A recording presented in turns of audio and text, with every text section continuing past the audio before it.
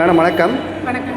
தமிழக முதல்வர் மு.க.ஸ்டாலின் பெண்களுக்கு நிறைய திட்டங்கள் கொடுத்துருக்காங்க. அதில் உங்களுக்கு ரொம்ப பார்த்து வியந்த திட்டம் எது மேம்? அதாவது வணக்கம், ஒரே ஒரு பழமொழி இருக்கு, நாடு உனக்கு என்ன செய்யறதுன்னு கேட்காத, நாட்டுக்காக நீ என்ன செஞ்ச அப்படின்னு கேட்டுப்பாருன்னு ஒரு பழமொழி கேள்விப்பட்டிருக்கேன்.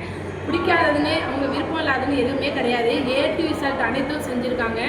அண்டை நாடு, அண்டை மாநிலம், வெளிநாடுகள்லாம் நம்ம நாட்டை திரும்பி பார்த்து சிஎம் திறம்பட ஆட்சி செய்கிறாருன்னு நம்ம தமிழ்நாட்டில் செய்கிற திட்டங்களை அவங்க போய் செஞ்சுக்கிட்டு இருக்காங்க. அந்த அளவுக்கு முத்துவேல் கருணாநிதி ஸ்டாலின் என்னும்னா சொல்லி ஒரு முதல்வருங்கிற ஒரு பதவியை எடுத்துக்கிட்டு சும்மா பம்பரமாக சொல்லிட்டு வராங்க. அவங்களுக்கு தூங்க கூட நேரம் கிடையாது. தூங்குற நேரத்துலேயும் நம்ம நாட்டுக்கு என்ன செய்யலாம், நம்ம மக்களுக்கு என்ன செய்யலாம், அதை தான் அவங்க செஞ்சுட்டு இருக்கிறாங்க. சொத்தில் சம உரிமையாக இருக்கட்டும், மகளிர் விடுதி நிறைய செஞ்சுக்கிட்டு இருக்காங்க.